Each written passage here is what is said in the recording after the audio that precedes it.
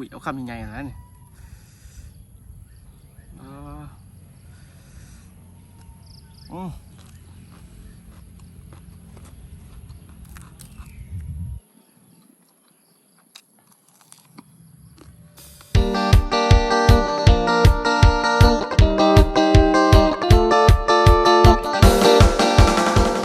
กับสบายดีพี่น้องเบิร์ดสุกุสุคนเนาะ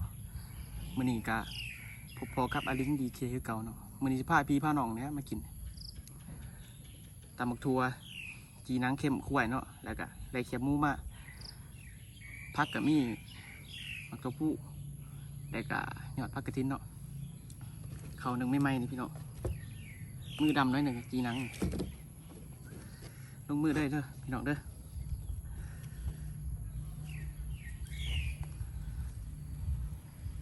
โอ้เขาอย่างตีนมือหน่อยหนึ่ง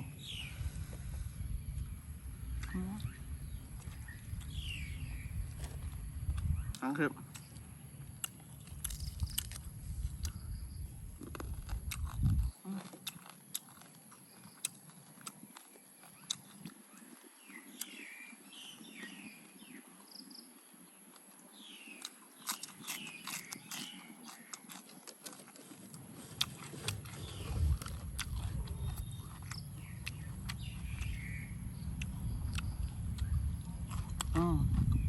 มือเนาะกุยเอาคำยังไงนะเนี่ย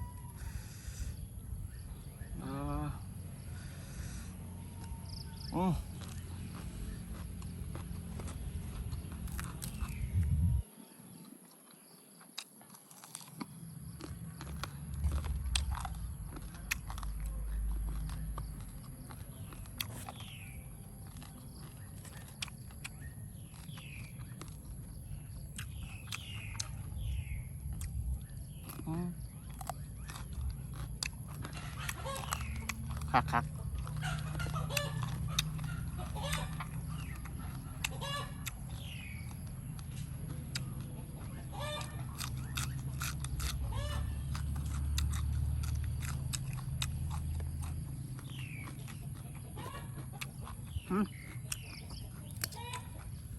กรอบดีขนาดเนี่ยเก็บหมู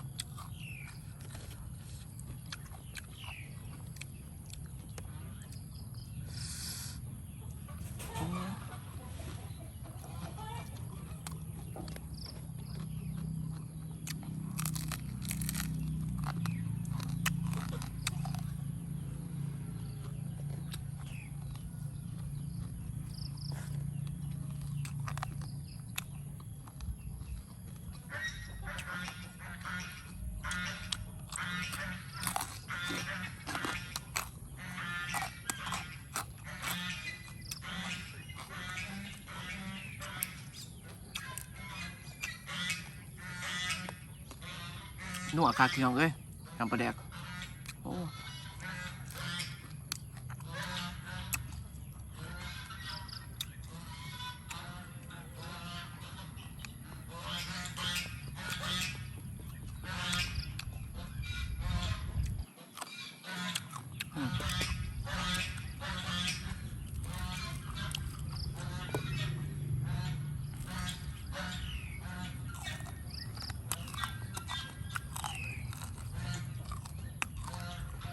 หยาบนุ่นๆได้หนึ่งละ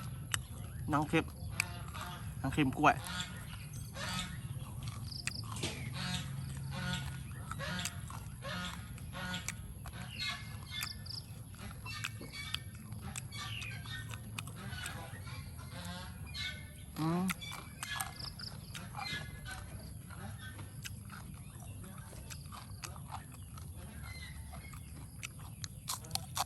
อ้าวแกแล้วมึง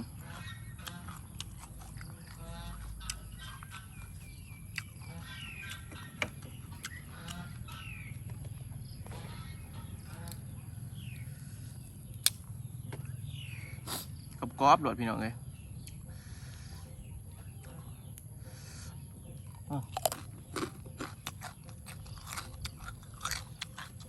เอาแบบปลาแดก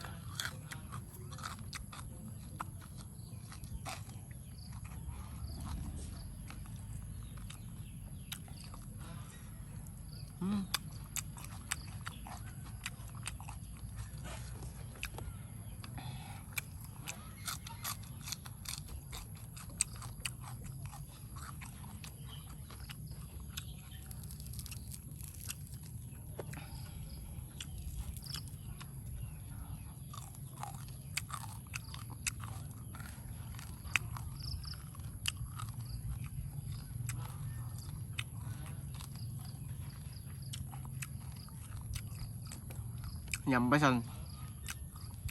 แถวบุรีเนี่ยว่ามันตลาดเนาะปวดไปข้างกับไตเลยดิ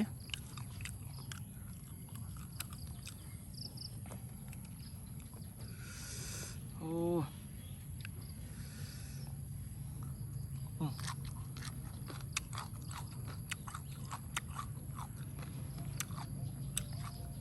โรงเรียน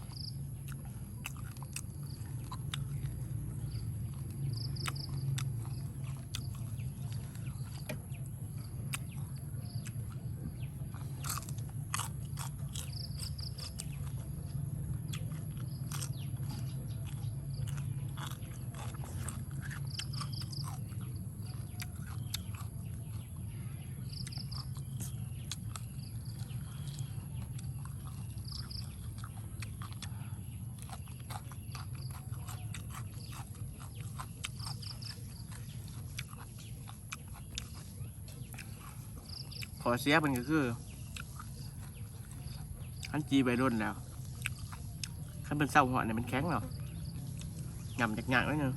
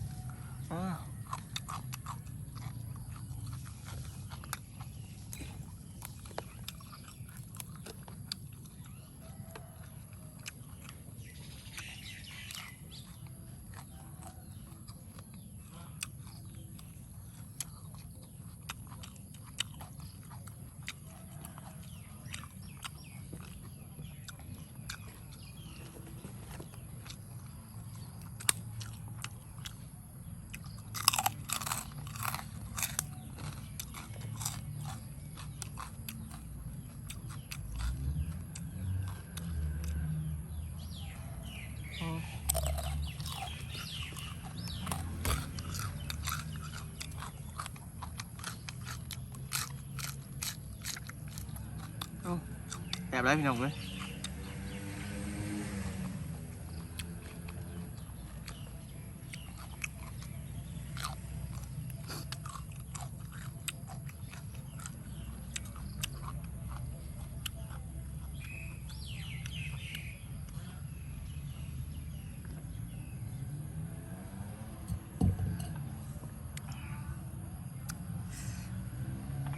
อาการเพชรมันมาเลยเนาะ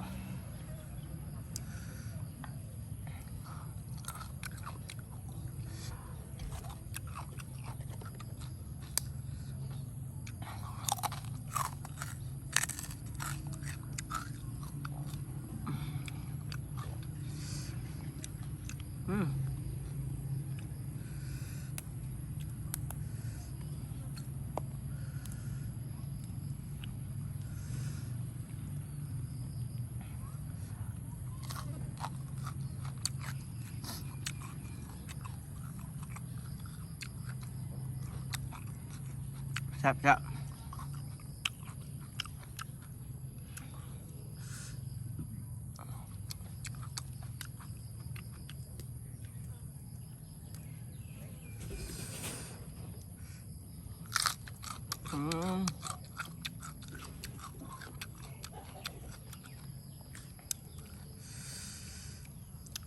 มาได้กินข้าว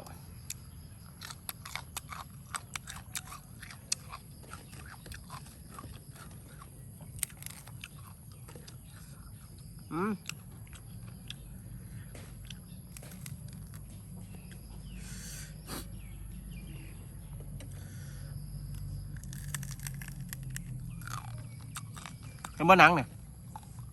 นะว่าแกงหัว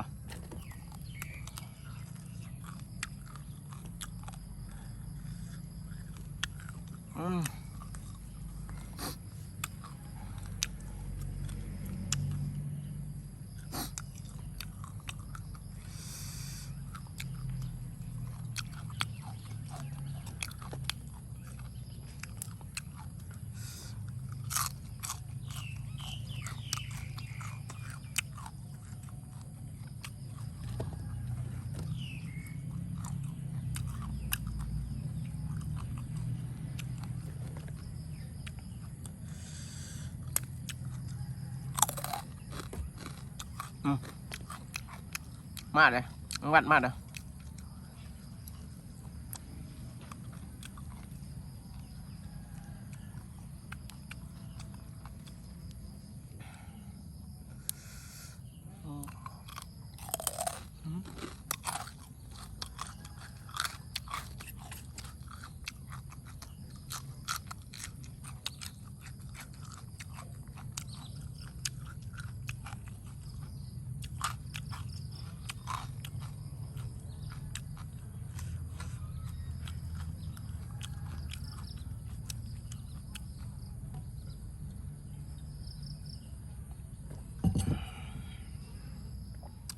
เริ่มอิ่มเข่าเลยพี่น้องเอ้ยกินได้หลอกหมดเนี่ย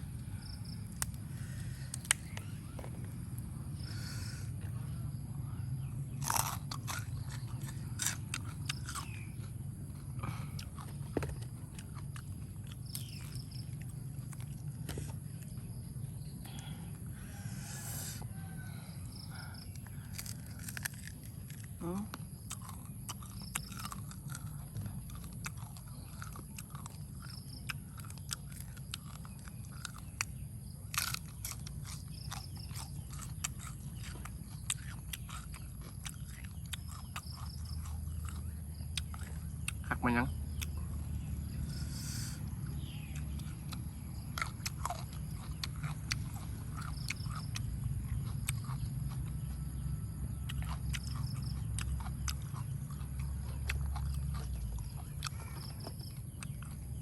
กินพักได้ไรห่างไก่ใส่แห้งๆนุ่มๆนุ่ม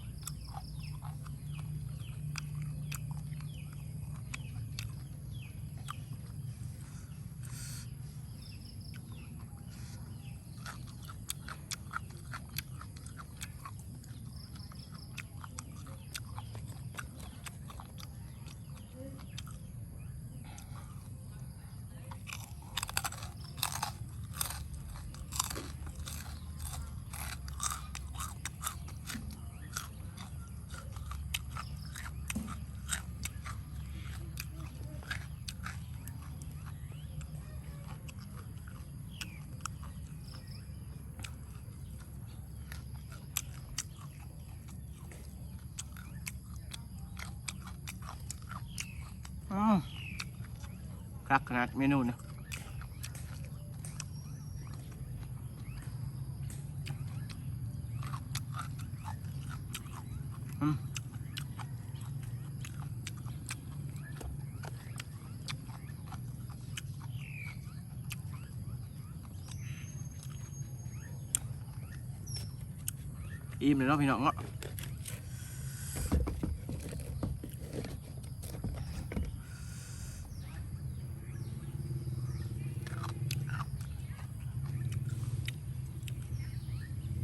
เด้อพี่น้องเด้ออิ่มแล้วบัดนี้ก่อนสิจากกันไปกะกันก็ทำใดว่าจะใดที่ว่าบ่สุภาพก็ขอกราบขออภัยเนาะอย่าลืมเด้อพี่น้องเด้อฝากกดไลค์กดแชร์กดติดตาม2เฮาแน่เนาะอาดิง DK เนาะภาษาอังกฤษ ARING DK เนาะฝากพี่น้องติดตามแน่เพื่อเป็นกำลังใจให้เฮาเฮ็ดคลิปต่อๆไปเนาะสำหรับเมนูนี้ล่ะก็คลิปนี้ล่ะก็ขอจบเพียงสำนี้เนาะพี่น้องเนาะพบกันใหม่คลิปหน้าเด้อบ๊ายบาย